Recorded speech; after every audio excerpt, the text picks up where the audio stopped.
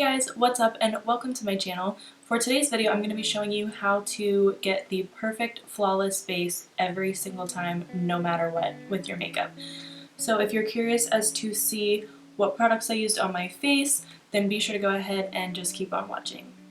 So the first product that I use to achieve my perfect base is actually the Tatcha Silk Canvas Primer, and a great dupe for the Tatcha Silk Canvas Primer is actually the e.l.f. Poreless Putty Primer, I believe it's called. I want to say it's like $8 and it's the same consistency.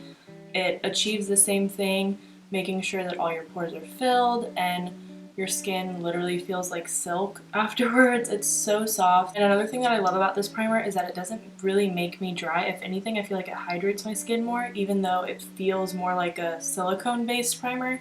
It just really helps keep, any oils at bay and fills in your pores and makes you look flawless. So this is my favorite primer to go in with. Again, I just gently rub it into my T-zone and then pat it in afterwards. And secondly, my other favorite primer is the Fenty Beauty Hydrating Primer. I find this to be super hydrating and just really helps your foundation go on seamlessly. And it's not very heavy at all. It honestly feels like you have nothing on your skin, so it's super weightless. And this primer I kind of just take everywhere and make sure that my whole face is prepped and ready for foundation. I do have a lot of favorite foundations, however, this is one that I keep going back to time and time again. It is the L'Oreal Infallible Fresh 24-Hour Wear Foundation. I've never worn it for 24 hours, so I can't attest to that claim. However, it is super, super creamy, very buildable, and it's honestly quite liquidy, as you can tell. I mean, it just starts like running down my hand. So I just usually take like 1 or 2 pumps of that, and I like to take that on a foundation brush and kind of just stipple it on the skin, kind of first applying it in like a stippling motion, making sure that majority of the product that is on the brush does get off the brush, just continuing to coat my face and blend down my neck as well. Then once I get the majority of the product on my face, I like to kind of do swirling motions and making sure everything is blended into the skin. And then just taking the excess and whatever's on my hand, just doing the same with my forehead. And then taking the excess and whatever's left on the back of my hand, kind of just pressing that into my skin where I might need some more coverage, usually in the center of my face, because my face does usually get pretty red for the most part. I just like to take the excess and stipple it right on. And next, I know that this might seem a bit over the top, but I do like to take my beauty sponge and just pounce over the skin everywhere where I did put that foundation, just because if there's any extra that's sitting on my skin, I feel like the sponge kind of helps to absorb that excess foundation that's not needed. So I just kind of like to pounce over my skin, making sure that everything is blended and making sure that I don't have any creases or caking anywhere, and just continue this over my face.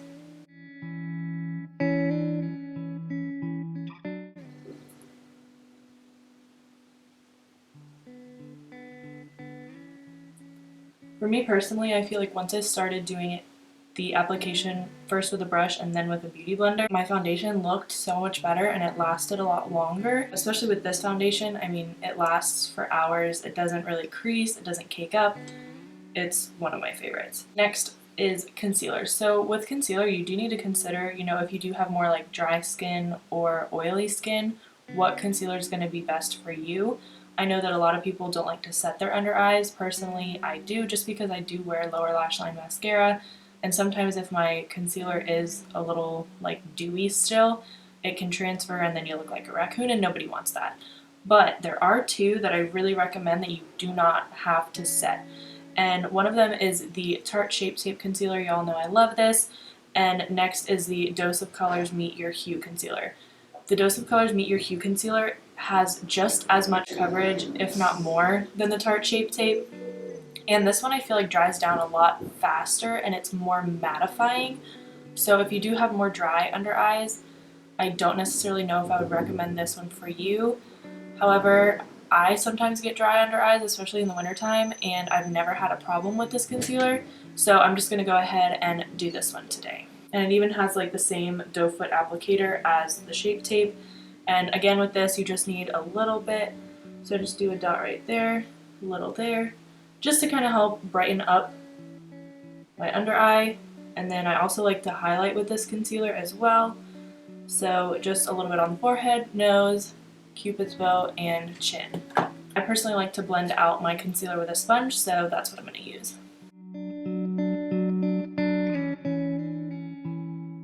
You can already see the difference between the two of having concealer versus not having concealer. The next step that I like to do is I like to take any kind of setting spray. I'm just using what I have on my desk right here. This is the Morphe Continuous Setting Mist, and I like to kind of spritz my face and then go over it with the sponge just to kind of help all the products melt together. Just taking the sponge and pouncing right back over the skin.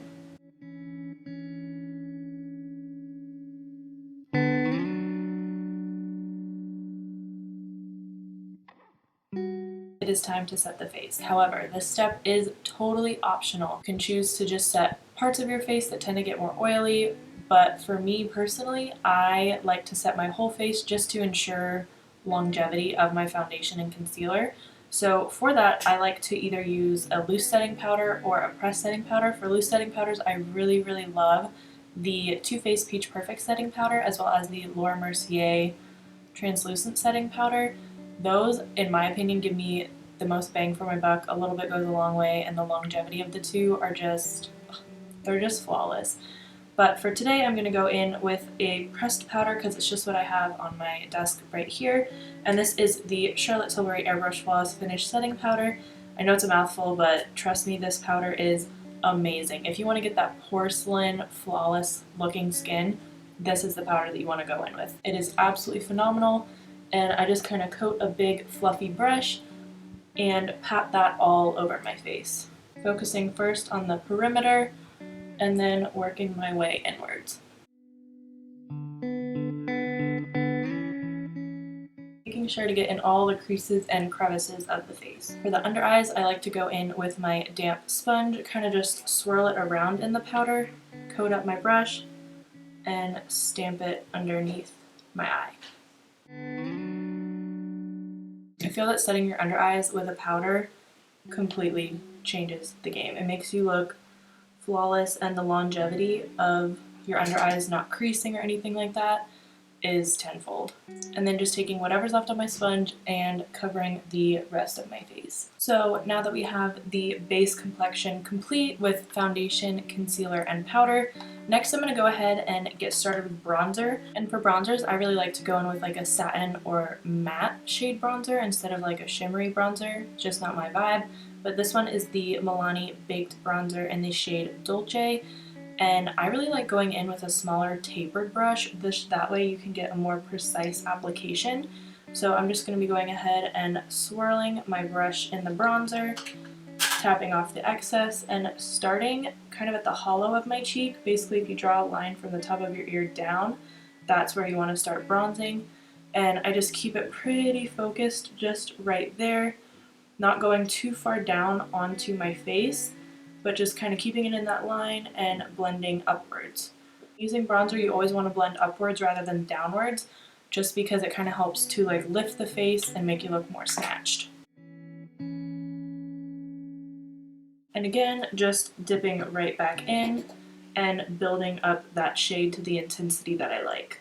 I feel like bronzer totally changes the game just because it takes your face looking from completely one-dimensional to kind of back being like two-dimensional and giving more dimension to the face and more structure. So now once I have it something like that, I'm just going to go ahead and start bronzing my forehead, just right up here by the temples, kind of giving the illusion of a sun-kissed vibe.